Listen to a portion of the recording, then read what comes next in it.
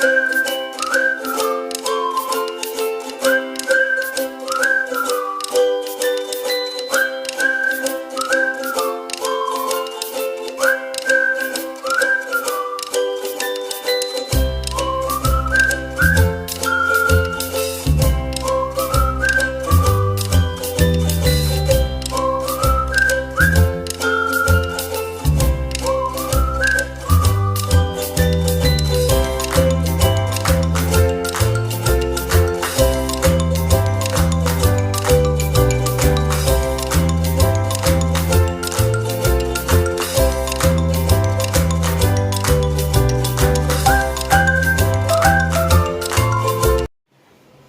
friends, welcome to our channel. இன்னைக்கு நாம பார்க்க போறது சூப்பரான ஒரு ரெசிபி தான். வாங்க வீடியோக்குள்ள போலாம்.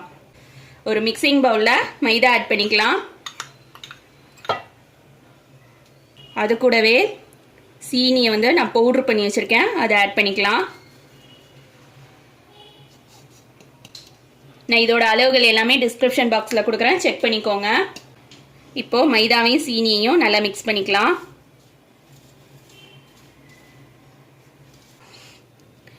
இது வந்து வெண்ணெய் எடுத்து வச்சிருக்கேன். வெண்ணெயை வந்து ஃப்ரிட்ஜிலேருந்து ஒரு அரை மணி நேரத்துக்கு முன்னாடியே எடுத்து வெளியில் வச்சுட்டு ரூம் டெம்பரேச்சர் ஆனதுக்கப்புறமா இப்போ இதில் சேர்த்துக்கலாம்.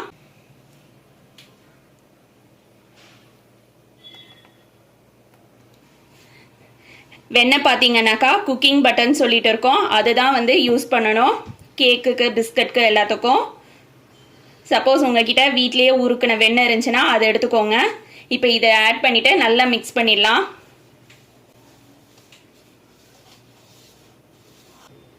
இப்போ பார்த்தீங்கன்னா நம்ம சேர்த்துருக்க மைதா வெண்ணெய் சீனி மூணும் நல்லா கலந்துருக்கு. இதை ஒரு ஓரமாக வச்சிடலாம். ஒரு மிக்சிங் பவுல் எடுத்துக்கோங்க. அதில் இந்த மாதிரி துருவுற ஒன்று இது வச்சுக்கோங்க. இப்போ நம்மளோட மெயின் இன்க்ரீடியன்ட் சேர்த்துக்கலாம். இது பார்த்தீங்கன்னா மரவள்ளி கிழங்கு வேக வச்சதை தோல் எடுத்துட்டு நான் வச்சிருக்கேன். இதை வந்து இந்த மாதிரி துருவுறதுல துருவிக்கலாம். நல்லா ஸ்மூத்தா துருவணும்.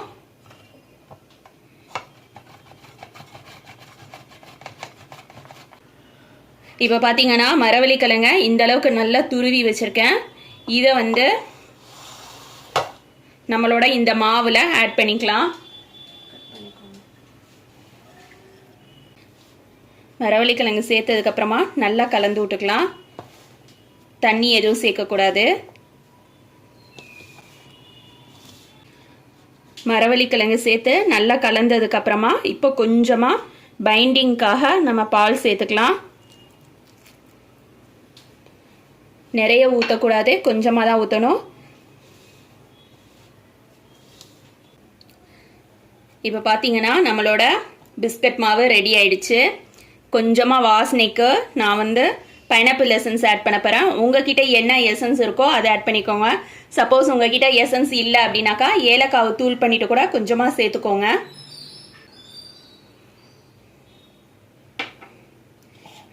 எசன்ஸ் சேர்த்ததுக்கப்புறம் நல்லா மிக்ஸ் பண்ணிடணும்.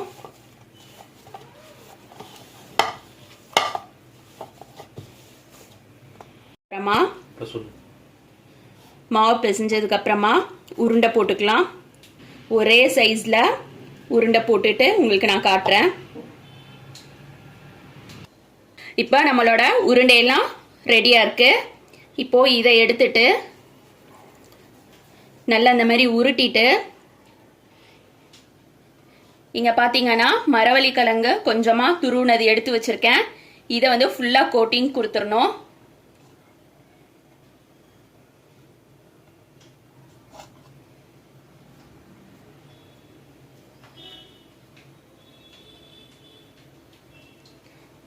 இந்த மாதிரி கொடுத்துட்டு நம்மளோட உள்ளங்கையில் வச்சு ஒரு ப்ரெஸ் கொடுத்துக்கலாம்.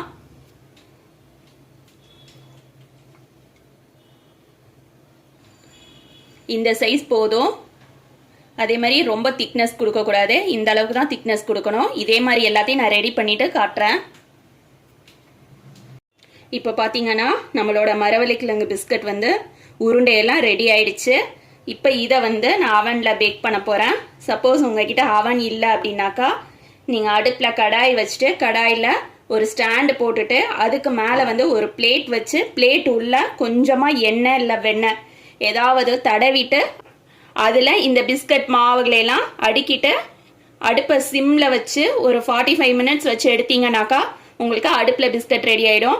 இப்போ அதே வந்து அவனில் வந்து நார்மலாக பேக் பண்ணுற இதில் வச்சு நான் பேக் பண்ணி எடுத்துகிட்டு வரேன். இப்போ பார்த்தீங்கன்னா நம்மளோட மரவள்ளி கிழங்கு பிஸ்கட் வந்து ரெடி ஆயிடுச்சு. சூடாக இருக்குது, ஆறட்டும். ஆறுனதுக்கப்புறம் நான் திருப்பி காட்டுறேன்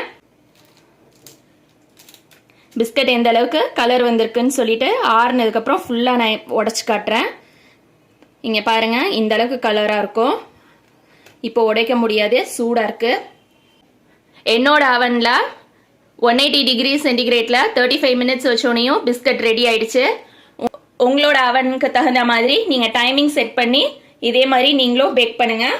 ஆறுனதுக்கப்புறம் நான் உடச்சி காட்டுறேன். இப்போ பார்த்தீங்கன்னா நம்மளோட மரவள்ளி கிழங்கு பிஸ்கட் ரெடி ஆயிடுச்சு. உடச்சி காட்டுறேன் எந்த அளவுக்கு கிறிஸ்பியாக இருக்குன்னு சொல்லிட்டு.